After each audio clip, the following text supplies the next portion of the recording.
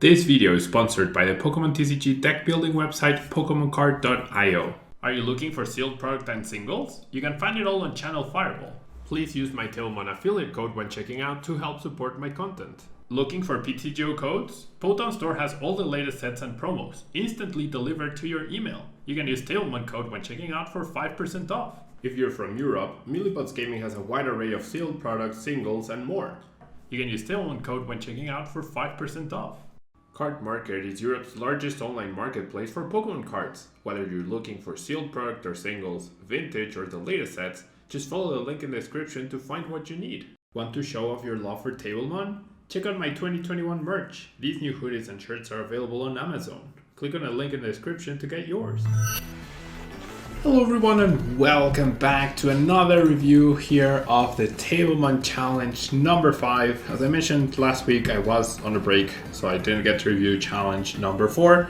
But this week's challenge number 5 was super interesting.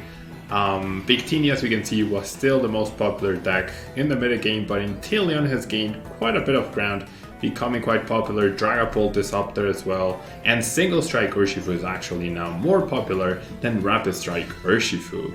Decidueye making its way a little bit to the top. This was the least attended tournament, I think mainly because the tournament wasn't created until very late, but very diverse metagame. Victini still at the top, and Seishin nowhere to be seen, right? There were almost 50 participants in this tournament, and in the end we had Sir Schnips from Denmark take the win with a Dragapult. In second place we had Grilorino from Germany with Inteleon. Then we had Adam Dank from the Czech Republic in third place with Victini.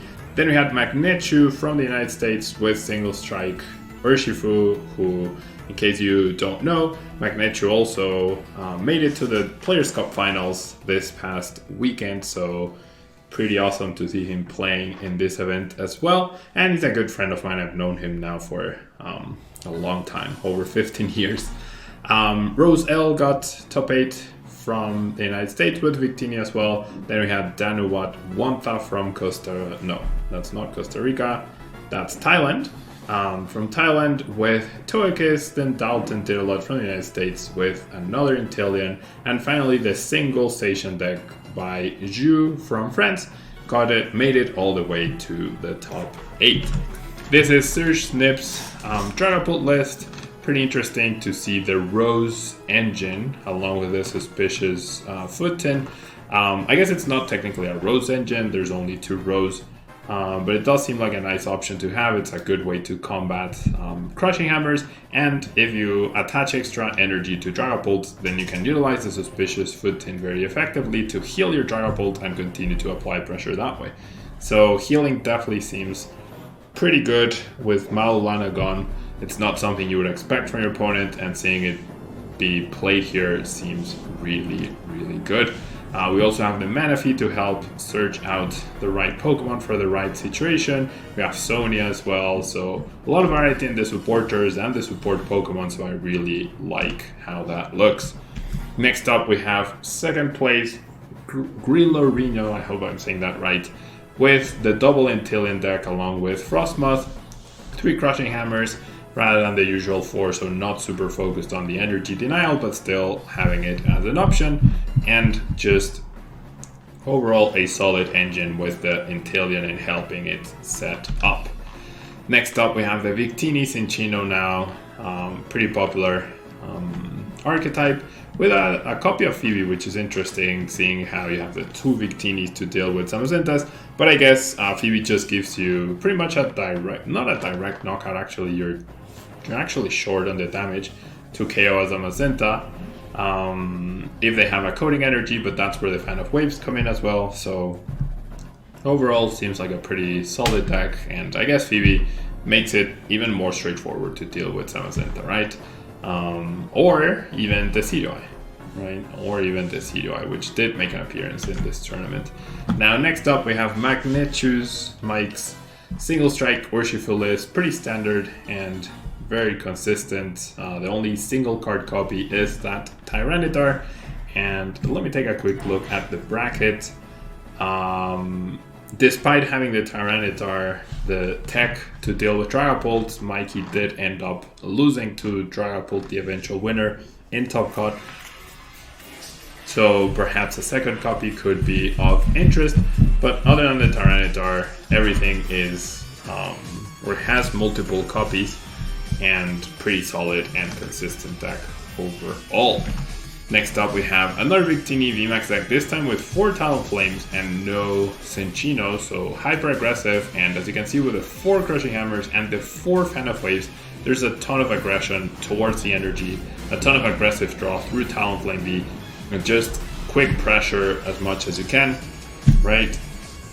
Not a bad looking list, definitely an interesting concept that we haven't seen with Victini VMAX. It's pretty much always been paired with Cinccino as of now. Next up we have Togekiss VMAX paired with Bronzong and Cheryl, making this unkillable huge tank, I guess. Really hard to take down this Pokemon, and the very thick Bronzong line means that you should be able to establish it and utilize Cheryl over and over to apply pressure and make sure that your Togekiss VMAX doesn't go down. Finally, we have another Inteleon VMAX deck, this time with a thicker Frostmoth line and no regular Inteleon for support. More straightforward, not even any capture energy, it's just straight up pressure, and the telescopic sights help in increasing the damage that you deal to the bench so that you can apply even more pressure and do so more quickly. Building up that damage on the bench is obviously pretty important, and that allows you to get quicker KOs, establish better numbers along with the Scoop Up Net and the Zigzagoon. I'm sure that allowed Dalton to apply a ton of pressure quickly and build up to those KOs, or even bypass like a big Pokemon to just pick off Crobats or Krickettoons or Eldegoss on the bench. Finally, we have the single station deck that made it all the way to the top 8. Very solid deck with the Rotom Phones, the Coding Energies, the Cape of Toughness, and the Aegislash-V to make sure that you have ways to deal with the CDI in case you run into any.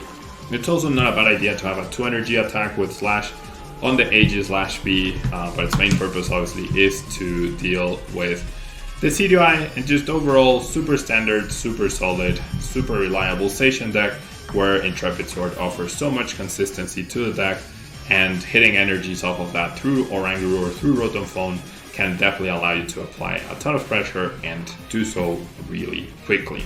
So that's gonna be it for today's Tablemon Challenge review. These tournaments happen every weekend. The next one will take place on Saturday the 1st of May is the next one. In case you want to participate, these are free to join. They do offer a prize pool provided by Poton Store, and yeah, this has officially now been announced as the next standard format, so you can start getting in some practice. Obviously, we still have Chilling Reign and whatever the September set is before rotation, but as we have seen between Vivid Voltage and Battle Styles, the metagame has shifted, but the overall structure and the overall feel of the metagame shouldn't be changing too much. So I would definitely encourage you to participate. It's free, it's a good time, it's a different metagame from current standard, which there's 10 events of every day. So if you want to do something different, definitely check out the link down below so you can join in on the fun. Thanks so much for tuning in. Don't forget to leave a like, and I'll see you in the next video. Goodbye.